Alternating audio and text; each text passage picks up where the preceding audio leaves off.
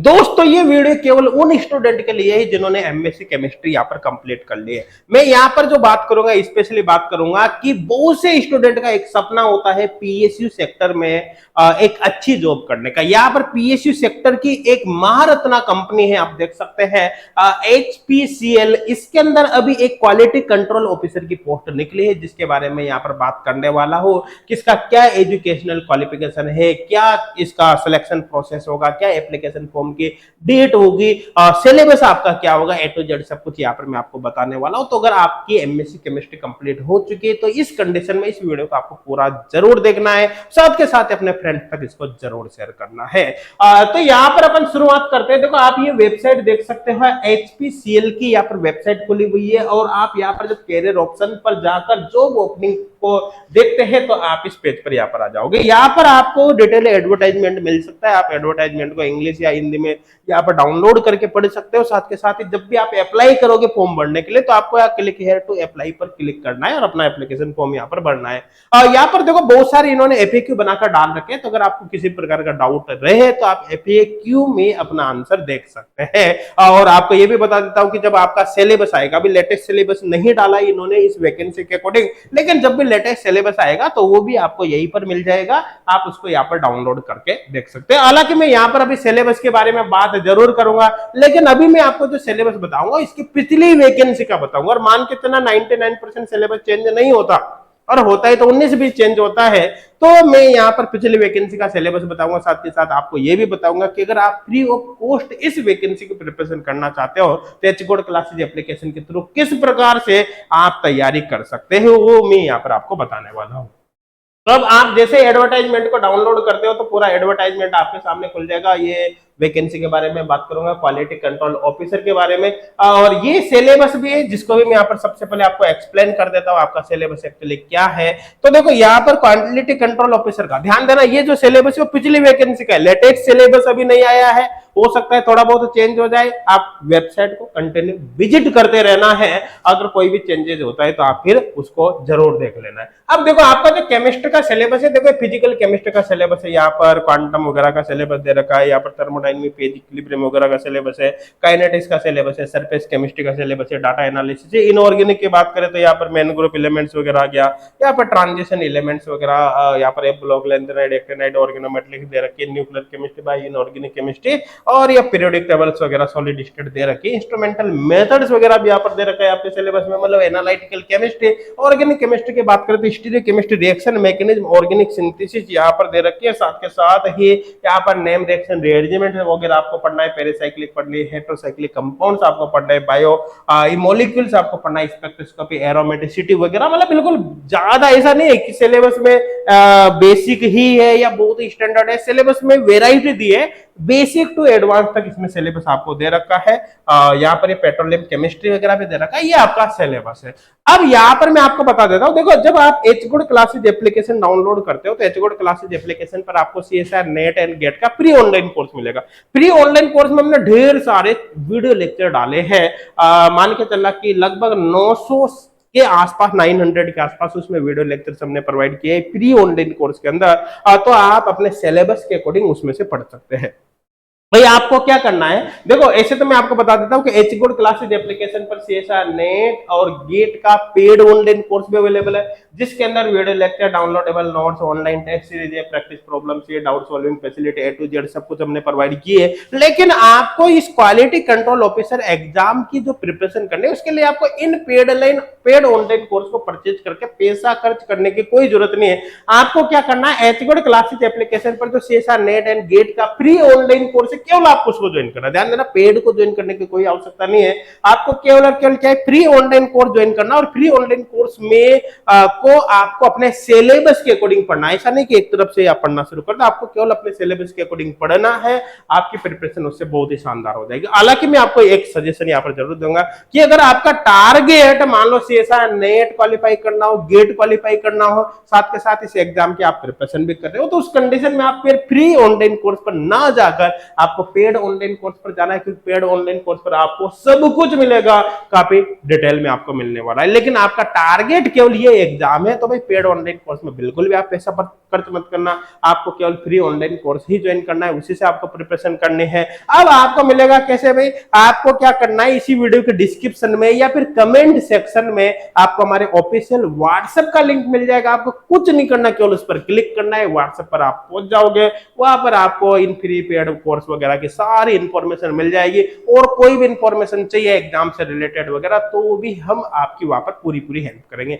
आप व्हाट्सएप पर मैसेज करना हमको बिल्कुल भी ना भूले, लिंक आपको डिस्क्रिप्शन में मिल जाएगा, हमारे व्हाट्सएप का या फिर कमेंट सेक्शन में मिल जाएगा। तो चलिए यहाँ पर शुरुआत करते हैं। देखो, जब आप एडवर्टाइजमेंट को डाउनलोड करते हो तो एडवर्टाइजमेंट में आपको क्वालिटी कंट्रोल ऑफिसर की वैकेंसी निकलेगी। आपका जो पे स्केल रहेगा वो 50,000 से लगाकर 1,60,000 रहेगा। 9 वैकेंसी टोटल है। अपर एज लिमिट यहाँ पर 30 साल रहेगी। रही बात क्वालिफिकेशन की, एजुकेशनल क्वालिफिकेशन की, तो 2 साल की आपकी रेगुलर एमएससी होनी चाहिए, प्राइवेट वाला नहीं चलेंगे, रेगुलर एमएससी होनी चाहिए। केमिस्ट्री में analytical chemistry, physical chemistry, organic inorganic chemistry से एमएससी हो सकते हैं। साथ के साथ 3 साल का आपका एक्सपीरियंस होना चाहिए।